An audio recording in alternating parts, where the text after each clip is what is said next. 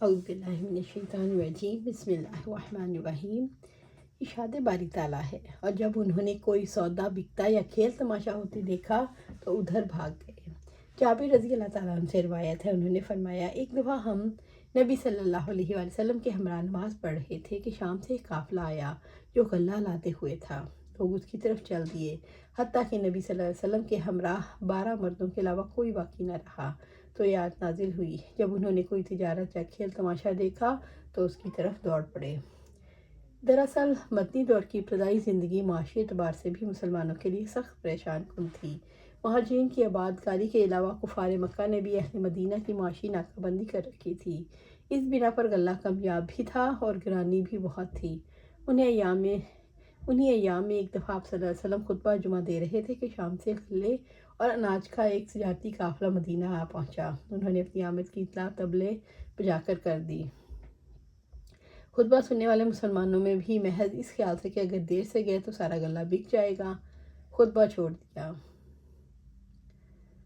ادھر چلے گئے تو مذکورہ آیات نازل ہوئی۔ اس آیت کریمہ میں میٹھی زبان سے عتاب کیا گیا کہ قافلے والے تمہارے رازق تو نہ تھے، رزق کے اسباب مہیا کرنے والا اللہ تعالیٰ ہے، لہٰذا تمہیں آئندہ ایسی باتوں سے اجتناب کرنا چاہیے۔ جس نے کچھ پرواہ نہ کی، جہاں سے چاہا مال کمایا۔ ابو ہریرہ رضی اللہ تعالیٰ عنہ سے روایت ہے، وہ نبی صلی اللہ علیہ وسلم سے بیان کرتے ہیں کہ آپ نے فرمایا، لوگوں پر ایک وقت آئے گا جب آدمی کو اس کی کچھ پرواہ نہیں رہے گی، مال حلال طریقے سے حاصل کیا یا حرام طریقے سے کمایا۔ خشکی وغیرہ میں تجارت کرنا۔ ارشاد باری تعالیٰ ہے، کچھ لوگ ایسے ہیں کہ انہیں تجارت اور خرید و فروخت اللہ کی یاد سے غافل نہیں کرتی۔ قتادہ نے فرمایا، صحابہ کرام رضی اللہ تعالیٰ عنہ ایسے لوگ تھے جو خرید و فروخت اور تجارت کرتے، لیکن جب ان کے سامنے حقوق اللہ سے کوئی حق آتا تو تجارت اور خرید و فروخت انہیں اس اللہ کے ذکر سے غافل نہ کرتی، یہاں تک کہ ان سے ادا کر لیتے۔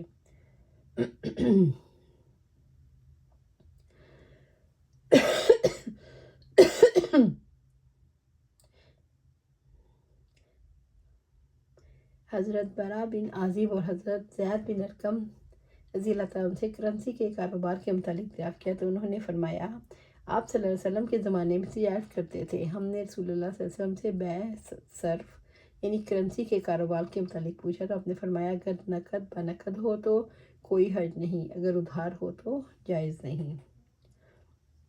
سونے چاندی کے سکوں کا باہمی تبادلہ صرف کہلاتا ہے۔ اس کی دو صورتیں ہیں، چاندی کے بدلے چاندی اور سونے کے بدلے سونا۔ اس کے جائز ہونے کے لیے دو شرطیں ہیں، دونوں کا وزن برابر ہو، دست بدست ہو۔ اگر ایک طرف سے نقد اور دوسری طرف سے ادھار ہو یا نقد کی صورت میں وزن میں کمی بیشی کی گئی تو معاملہ حرام ہو جائے گا۔ سونے کو یا چاندی کو سونے کے عوض خریدنا، اس صورت میں وزن کا برابر ہونا تو ضروری نہیں، تاہم اس کا نقد بنقد ہونا ضروری ہے۔ اگر کمی بیشی کے ساتھ معاملہ ادھار کا ہو تو جائز نہیں۔ تجارت کے لیے سفر کرنا۔ ارشاد باری تعالیٰ ہے، نماز جمعہ سے فراغت کے بعد زمین میں پھیل جاؤ اور اللہ کا فضل تلاش کرو۔ عبید بن عمیر رضی اللہ تعالیٰ عنہ سے روایت ہے کہ ابو موسیٰ اشعری رضی اللہ تعالیٰ عنہ نے ایک دفعہ حضرت عمر رضی اللہ تعالیٰ عنہ سے ملاقات کی اجازت طلب کی، لیکن انہیں اجازت نہ ملی۔ غالباً حضرت عمر رضی اللہ تعالیٰ عنہ اس وقت کسی کام میں مصروف تھے۔ ابو موسیٰ اشعری رضی اللہ تعالیٰ عنہ واپس آ گئے۔ حضرت عمر رضی اللہ تعالیٰ عنہ جب کام سے فارغ ہوئے تو کہنے لگے، میں نے عبداللہ بن قیس ابو موسیٰ اشعری رضی اللہ تعالیٰ عنہ کی آواز سنی تھی، انہیں اجازت دے دو۔ عرض کیا گیا، وہ تو واپس چلے گئے ہیں۔ آپ نے انہیں بلایا اور پوچھا کیوں واپس چلے گئے؟